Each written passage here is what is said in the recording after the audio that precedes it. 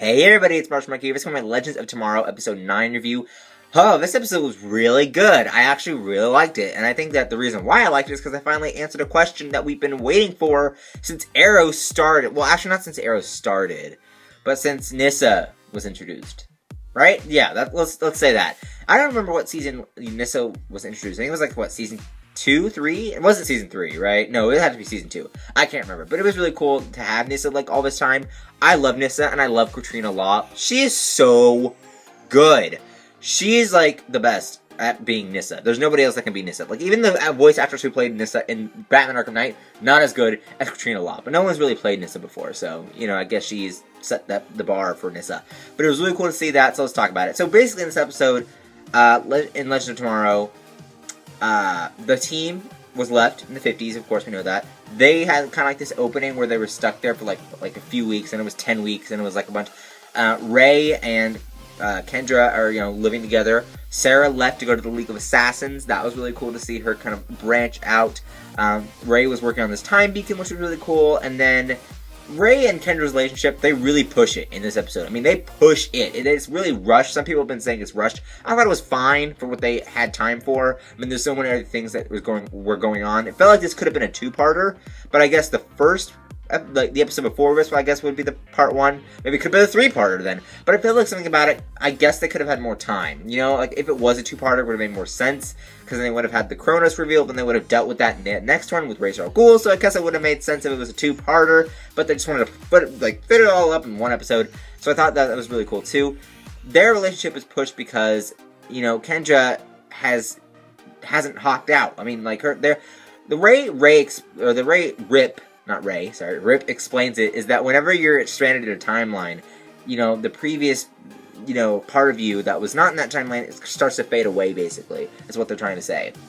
And so Kendra not being able to hawk out was one thing, but Sara forgetting, maybe not forgetting, but saying, like, Sara being Tahlia Al Ghul, or whatever her name was in the League of Assassins, like, being that, side of herself, that's also what they were trying to explain, too. Like, the way she's been stuck in that timeline, that's who she turned to, was the League of Assassins. So I thought that was really cool, too. But it was nice to see that Kendra and Ray could find life without, you know, having to be on a team. Like, they were fine. Well, at least Ray was fine stuck in the 50s. Kendra actually revealed to Ray that it was like, oh my gosh, I hated it. You know, I didn't enjoy it.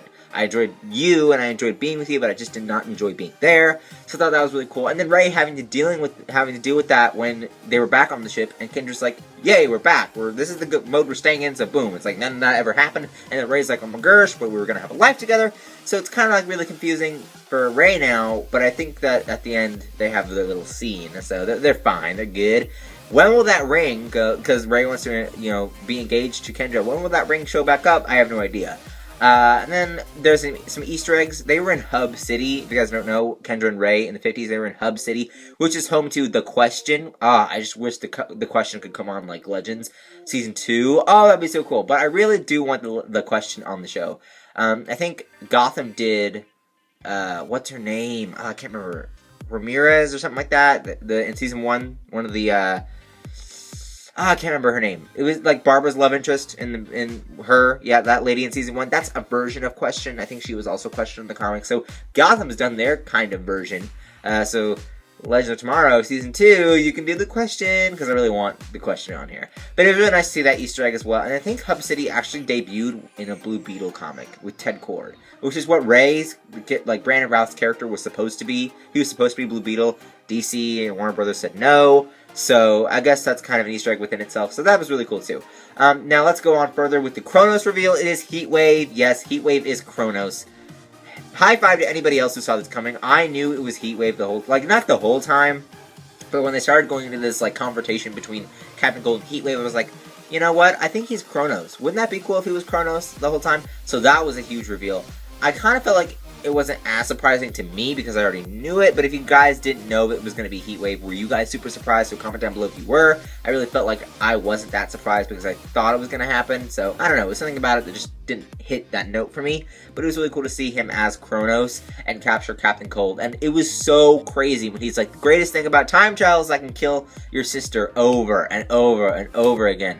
Golden Glider, run for your life, because, you know, that was so cool. And now how Captain Cold froze his hand and literally smashed it to escape. That was cool too.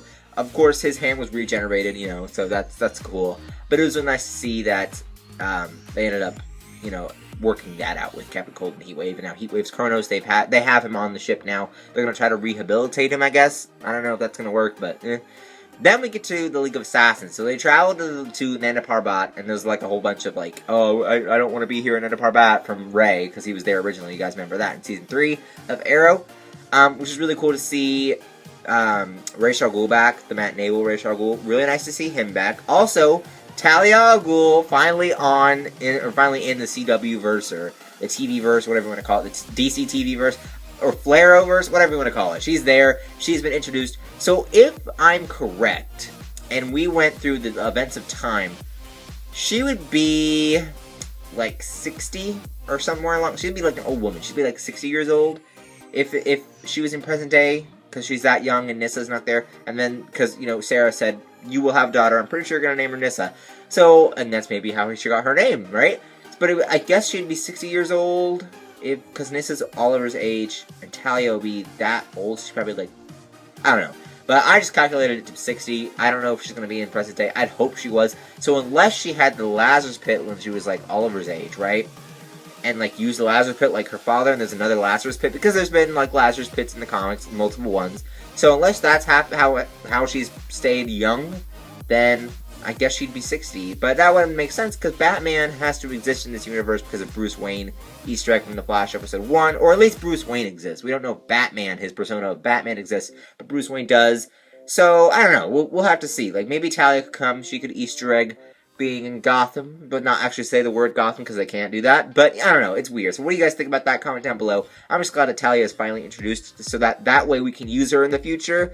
I don't think they're going to use her for the movies, so it wouldn't make sense to not bring her back. I don't know why they would do that, but hopefully she comes back in present day. I'd love to see that, and they can explain if she's younger or older, however they want to explain it. It's really cool.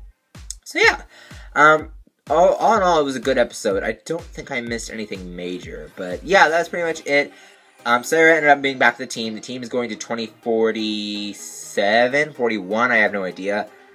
Jonah Hex is supposed to be on the show. I don't know what episode that's supposed to be. This is episode 9. Next week's going to be like the futuristic episode, I guess. So we're going to have to wait and see. But what do you guys think of this episode? Comment down below. Links up there to my other Legends of Tomorrow videos. Links down there to my Twitter, Instagram, Vine, vlog channel, and Sims channel. Don't forget to follow and subscribe those. Other than that, like and favorite this video. Don't forget to subscribe, and I will see you guys later. Bye-bye.